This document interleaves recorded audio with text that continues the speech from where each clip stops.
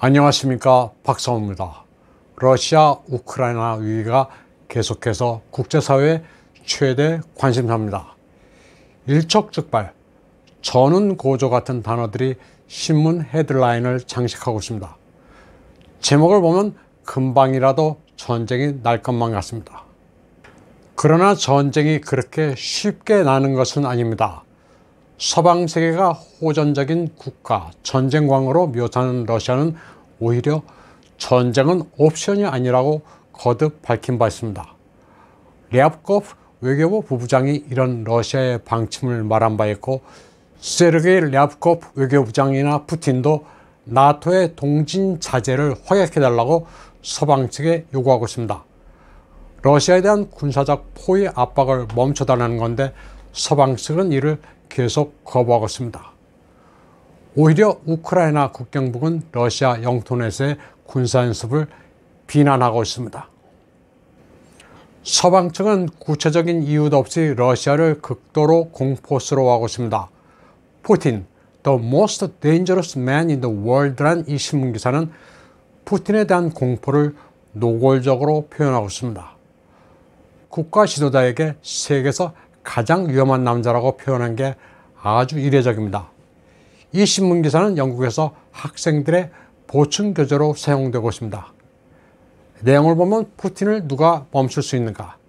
그는 러시아 국내외에서 끔찍한 범죄를 저지른 덕에 크렘린 권력 기반이 어느 때보다도 굳건하다고 설명했습니다. 러시아 내에서 정적은 날조된 혐의로 체포되거나 죽음을 맞이한다는 대목도 있습니다. 물론 푸틴이 국내 정적에 대해 가차없긴 하지만 이 기사는 법도 없는 무도한 철권 통치를 하는 것으로 과장된 묘사를 하고 있습니다. 보통 서방 미디어들은 푸틴의 정적 탄압 사례로 알렉세이 나발리를 들고 있습니다. 노비촉에 중독돼 독일에 건너가 치료를 받다가 귀국했지만 체포돼 구금된 지 1년이 막 지났습니다.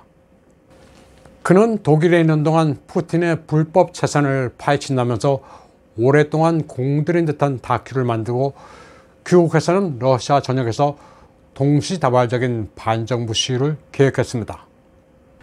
그는 감옥 안에서도 계속 푸틴을 비난하고 있습니다. 또 외부로 서신까지 보내 우크라이나 위기와 관련해 미국에 혼수까지 두고 있습니다. 그는 미국이 겁먹은 스쿨보이처럼 푸틴을 대하고 있다고 말했습니다. 러시아와 푸틴을 비난하는 일이라면 물불을 가리지 않습니다.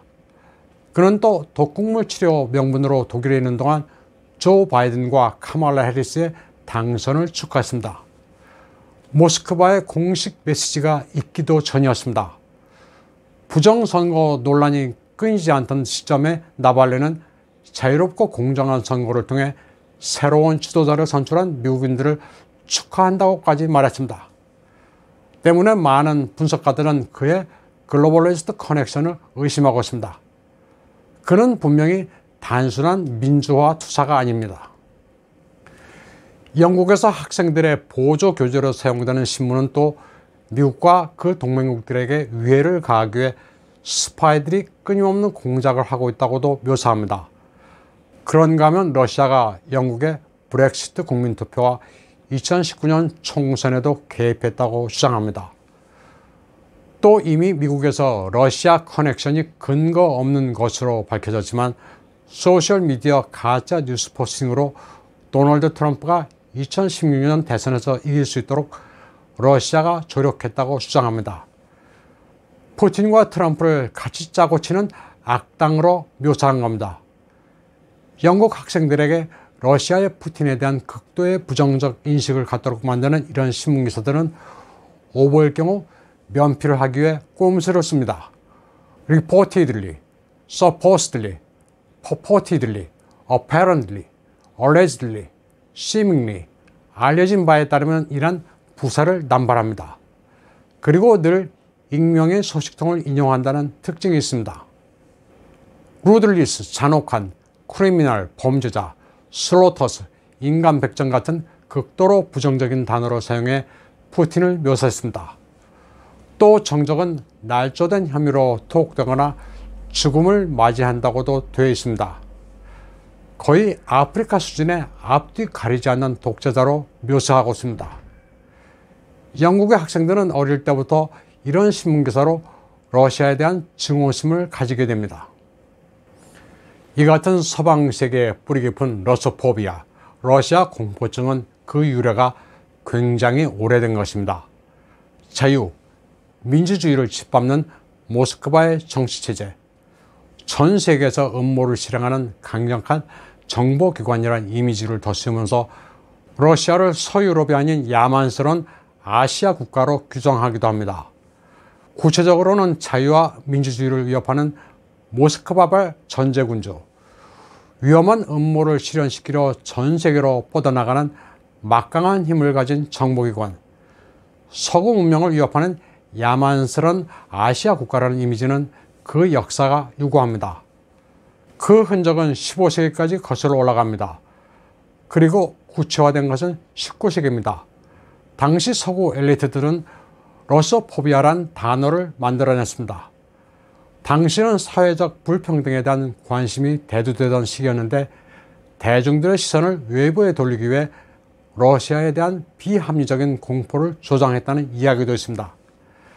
나폴레옹 전쟁이 끝나고 2년 후 영국 일간지 모닝 크로니클은 러시아의 의도는 영토 확장이라는 시류에 영합하는 기사를 게재했습니다. 여기에다 전쟁 당시 프랑스 군대를 저지하기 위해 러시아에 연락책으로 파견됐던 로버트 윌슨 장군은 프랑스가 만든 위조문서 표트르 1세 유언이라는 위조문서를 배포했습니다. 나폴레옹이 러시아를 친 이유는 프랑스의 주적인 영국과 교역을 하고 있었기 때문입니다. 표트르 1세 유언이라는 문건은 러시아가 근동과 동유럽으로 영토를 팽창하는 계획을 담고 있었는데 프랑스가 나폴레옹의 침략을 정당화하기 위한 목적으로 만든 위조 문서였습니다.